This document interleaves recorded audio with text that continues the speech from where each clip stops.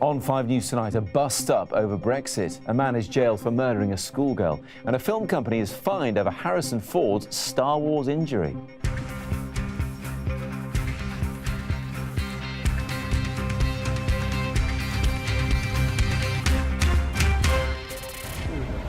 Should MPs have the final say, Prime Minister? Theresa May denies her approach to Brexit is shambolic. She insists she's after an ambitious deal for Britain. A shopkeeper is jailed for life for the murder of 15-year-old Paige Doherty. And a production company is fined after Harrison Ford was injured while filming Star Wars. So just how big are the dangers on set? Also tonight, we're discussing slavery in Britain. Despite high-profile campaigns like this one, why is it still thriving in this country? And how a 7-hour operation saw this 5-month-old girl become Britain's youngest double-lung transplant patient. Good evening, welcome to 5 News Tonight. I'm Matt Barbett. It was never going to be easy, and now the row over Brexit has deepened even more. The Prime Minister, Theresa May, has dismissed claims by the Labour leader Jeremy Corbyn that her approach is shambolic, saying what she's pursuing for Britain is an ambitious deal. In the House of Commons, MPs have been debating whether they should be allowed to properly scrutinise her strategy, although many want to go further and vote on it. Our political editor Andy Bell has more. Should MPs have the final say, Prime Minister? There is one thing we know about the strategy to leave the EU. She wants to control it. But the Prime Minister was on her way to Parliament today, where a lot of MPs think they should be involved too, starting with the Labour leader. This is a government that drew up no plans for Brexit, that now has no strategy for negotiating Brexit, and offers no clarity, no transparency, and no chance of scrutiny of the process for developing a strategy. Of course, Parliament can have its say, up to a point. First of all, the Secretary of State for exiting the European Union has already made 2 statements in this House. I believe 4 hours of questions followed from those. A new select committee has been set up, which crucially includes representatives from all parts of the United Kingdom, which will be looking at these issues. The atmosphere of what's going on inside the Commons is all the more charged because some are saying what the MPs are doing is trying to reverse the verdicts of the referendum. So newspapers, for instance, this one says they should be damned as unpatriotic for insulting the voters. And this paper says MPs should be clapped in the tower. Labour staged a special Brexit debate today, but some of the most pointed comments came from Conservatives. No offer of a vote, and we need some clarity about the policy the government's going to pursue, because the government is accountable to this House for the policy it pursues in negotiation. Many people in the country don't think that there is a policy to put the national interest first. They think there is a policy to put people's narrow ideological interests first. And what he should be setting out is quite clearly how we are going to protect British jobs and businesses and put ideology in the past where it belongs. Giving this place full sovereignty free of Brussels was a big argument for those who wanted to leave the EU. But on this issue, the Prime Minister believes the voters in that referendum gave her, not MPs, the final authority. Well, yes, Andy, the Brexit referendum result was very clear, but MPs still very much divided on what should happen next. Yes, Matt, and in fact they're still discussing it now. Their debate is going to come to an end in the next few minutes, but I've been joined here on the Green outside Westminster by Pat McFadden, an MP, Labour MP, who campaigned to remain. So I just want to put it to you, Pat McFadden, first of all. Isn't it the case that what you're trying to do here is frustrate the will of the people? The people have voted to leave. Why should MPs be getting involved in this at all? I think the government have been trying to suggest that. They've been saying that anyone who wants to question not the result of the referendum, which I think should be accepted, but the terms upon which we might leave, which are negotiable on a whole number of fronts, that anyone who wants to ask questions about that is trying to deny the result of the referendum. I think if there's been one achievement of today's debate, it might be to put that to rest, because many legitimate questions were raised about the terms upon which Brexit will take place. But how could that work in practical terms? I can see why you say MPs should be involved. But at the end of the day, it's the Prime Minister, the government, that has to go in and negotiate. They can't have their hands tied by MPs here voting to say, right, these are the red lines we don't expect you to cross, these are the terms which we want you to go in and negotiate on. They have to be able to negotiate freely, don't they? There are a whole number of perfectly legitimate issues that the public should expect their representatives to take a view on. For example, should we or should we not continue to be members of the European single market outside the European Union? Should we or should we not continue to be part of the European Union customs union? If free movement is going to change and be reformed, in what way will that happen? Security cooperation, environmental considerations, there's a whole range of issues where there's a legitimate parliamentary voice. But there is a negotiation to be done here, and my point is that if Parliament is publicly, by definition, debating all this and saying this is the way we want government to go, you're telling the other side, the Commission and the 27 other countries, what the negotiation is, and therefore they will be in a much better position to deal with the government when they go in to try and make that deal. Look, all this talk of secrecy, I think, is overblown. This is going to be considered by the European institutions, it's going to be considered by the European Parliament. The idea that it's going to be kept secret from everybody except the UK Parliament is wrong. The truth is, a big part of the reason for voting to leave was to assert parliamentary sovereignty. And you know, I find it ironic that some of the greatest exponents of that are now saying the government should be given a complete blank cheque. I think we've got a public duty, not only on behalf of the voters who voted leave, but also the 48% who voted remain. Final word on this. Do you think, briefly, are you going to get a vote in the House of Commons before the Prime Minister goes in to start these negotiations? Yes or no? I think today has made that prospect more likely. OK, Pat McFadden, thanks very much indeed. This is going to be continually debated here, and MPs are going to continue to push, and I suspect the Prime Minister is going to continue to resist. Back to you. It's not going away, Andy. Thanks very much indeed. A man has been jailed for a minimum of 27 years for the murder of 15-year-old Paige Doherty. John Letham admitted killing her at the shop in Clydeback in West Dunbartonshire in March. As Peter Lane reports, Paige's mum described Letham as a monster. No hint of the horror to come as John Letham arrives for work at his delicatessen. The CCTV evidence will prove crucial. Just over an hour later, Paige Doherty, heading to her Saturday job at a hairdresser's, walks into the deli but never comes back out. She died in what was described as a violent and frenzied knife attack, suffering more than 140 cuts and stab wounds. This morning in court, her family watched as John Letham was jailed for life with a minimum term of 27 years. Today we see a monster put behind bars for the unthinkable brutal crime he committed against our daughter Paige. A beautiful 15-year-old with a full life ahead of her and a massive family and group of friends are left to carry on with her no longer here. There is no sentence high enough to justify what has happened, but we can now say there is one less evil man in this world. Footage showed Letham in a white T-shirt running to a neighbouring shop after the murder to buy bleach and bin bags. He was seen opening his car boot and, in images not released for broadcast, carried Paige's body wrapped in bags to the car before driving off, later reopening the shop to serve more customers and continue cleaning to cover his tracks. He dumped Paige's body in woodland less than a mile away and later claimed that he lashed out because she threatened to accuse him of sexual assault if he didn't give her a job. The judge said the story was unfounded and the murder inexplicable.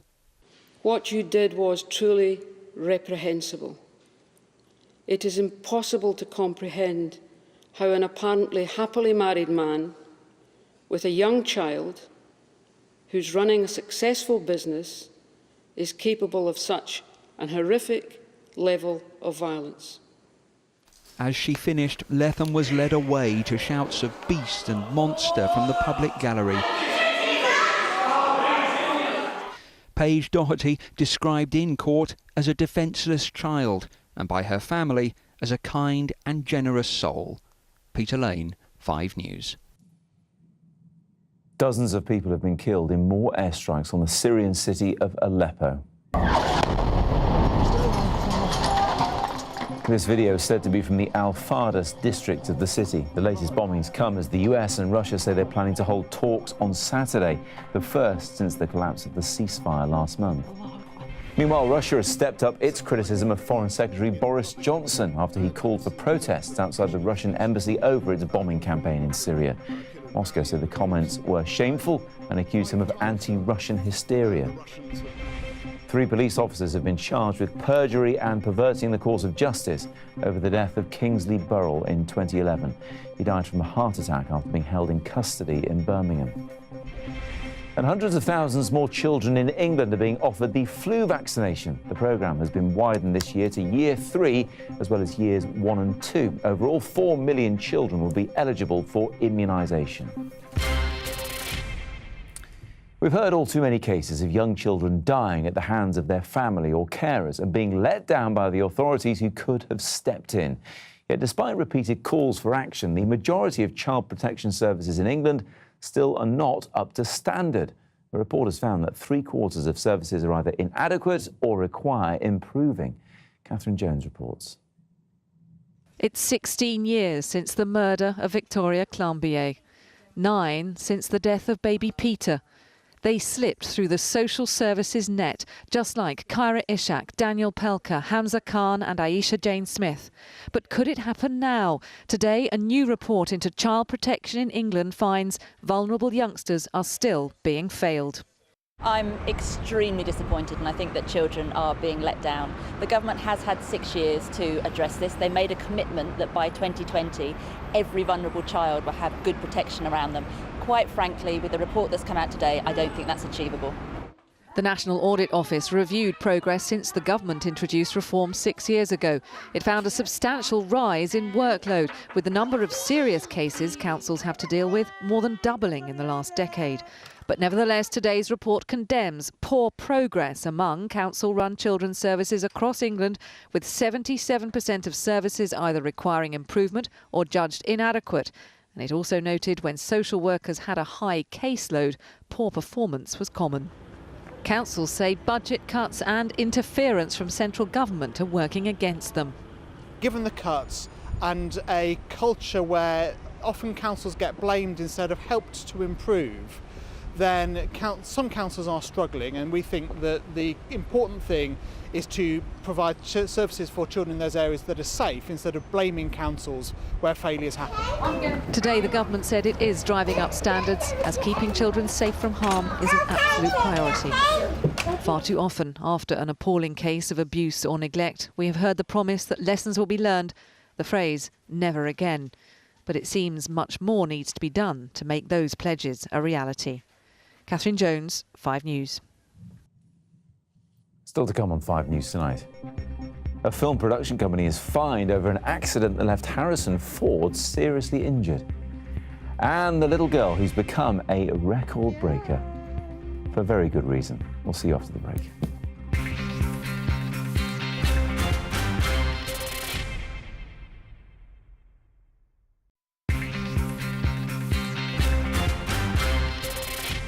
Welcome back. You're watching 5 News tonight. Thousands of people in England and Wales are being held as modern-day slaves, but the true scale of the problem isn't known because police forces aren't investigating it properly.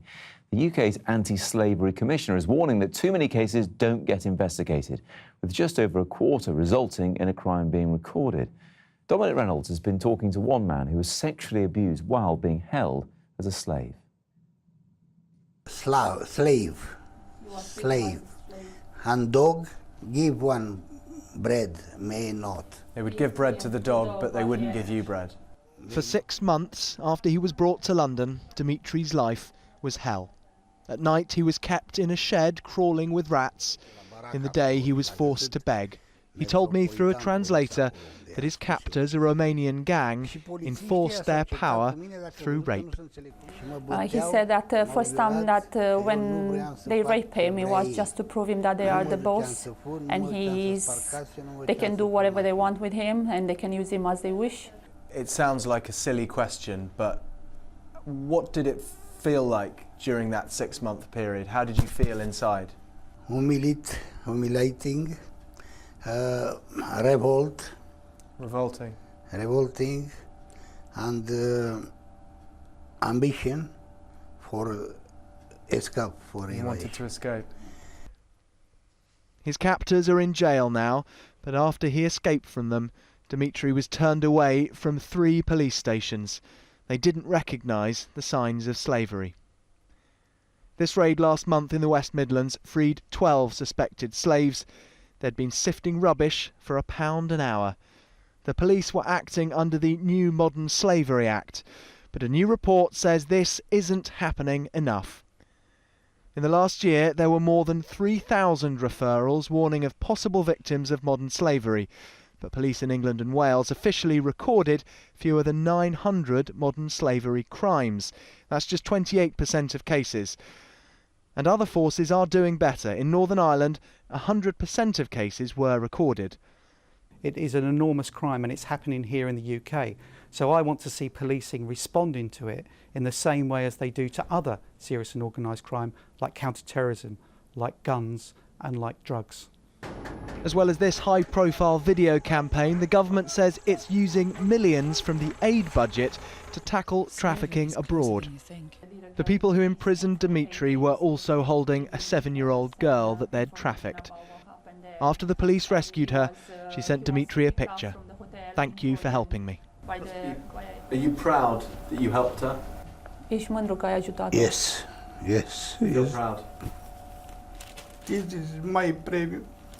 He said he feels like he done something good and he feels proud of himself. You did do something good. Dominic Reynolds reporting there. I'm joined now in the studio by Anthony Steen, chairman of the Human Trafficking Foundation and a former advisor to Theresa May on modern-day slavery. Anthony, do you think the now Prime Minister has heeded your advice on what to do about this problem? The key thing about advice, never do people actually take it, but she always listened, and I know she concentrated on it, and I know she considered it. Whether she's taken it, time will tell, but I think what the Commissioner said today is on the right track. Yes, it certainly suggests that not enough is being done. Is it right for police forces to be accused of not doing enough? Well, they're not doing enough, but I don't blame them, because the average policeman hasn't got a clue what they're looking for. And they're not trained. There is no training. There's just a module in their training at the moment, 40 minutes, I think, on the television telling them what they should look out for. But they don't know what to look for. And when they found, they don't know what they're to do. So it's whether they're looking for victims, in which case the number goes up, or they're looking for traffickers, which are criminals, in which case they do know what they're looking for. But I'm not sure they're being very successful.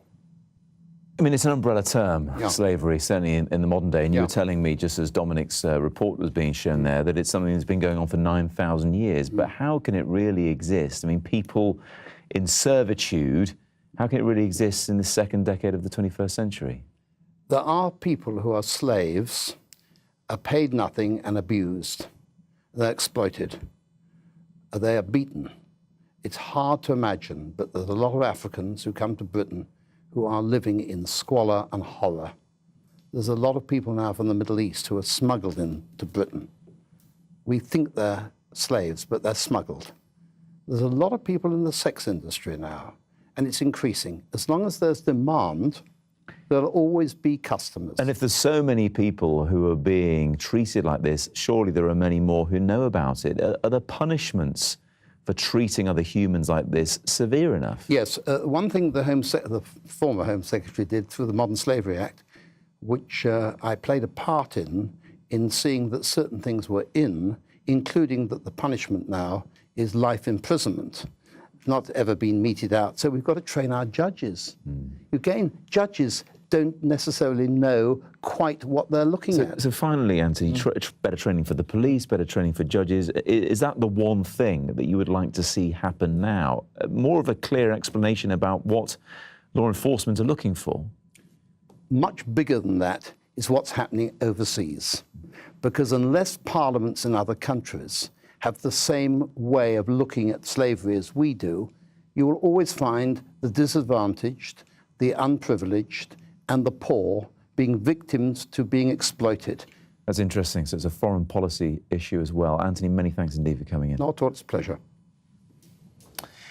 Donald Trump has been hitting out again, this time at members of his own party. Numerous Republicans have withdrawn their support for their official presidential nominee because of the tape of him boasting about groping women. But in an interview with TV host Bill O'Reilly, Mr. Trump said he was now free of shackles and he was better off that way. You know, we got more votes, more than 14 million votes, more than anybody in the history of the Republican primaries, Bill.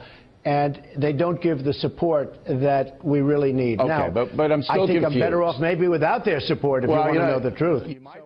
Well, Mr. Trump's comments on women have been condemned by current President Barack Obama, who says they shouldn't be acceptable for someone applying for a job at a convenience store. And he dismissed the idea that Trump could change his ways. What did you think? He was just going to transform himself? I mean, I'm 55, and it's hard for me to change. I know at 70 it's going to be harder. Now, an accident during filming for the last Star Wars movie has landed a film production company with a fine of £1.6 million.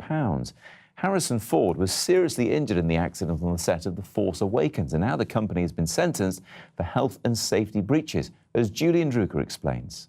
I got a bad feeling about this. It was the on-set incident in which Harrison Ford could have died. Reprising his Han Solo role in Star Wars The Force Awakens, he was seriously injured by a misfiring hydraulic door like this one. Come on! The accident at Pinewood Studios in Buckinghamshire in June 2014 left the 71-year-old severely injured. Late last year, he recounted what happened. Somebody said, well, I wonder what this is. And the door came down and hit me on my left hip because I was turned to my right, and it flung my left leg up and dislocated my ankle. And then as it drove me down to the floor, my leg slapped on the ramp up to the Millennium Falcon and broke both bones in my left leg. Harrison Ford was airlifted to Oxford's John Radcliffe Hospital with fractures to his leg, as well as a dislocated ankle and cut hand. The film company Foodles Production UK Limited, which is owned by Disney, admitted 2 breaches under health and safety law earlier this year. In today's hearing, the prosecution likened the door to a blunt-edged guillotine. The lawyer representing the film company described the incident as unfortunate and regrettable. As he handed down a fine of £1.6 million, the judge said the film company's greatest failing was not communicating their risk assessment to the actor. We now know he received compensation, described in court as large. Julian Drucker, 5 News. Film critic Mark Eccleston joins me now. And Mark, if this can happen to one of the biggest legends ever in Hollywood, it can happen to anyone.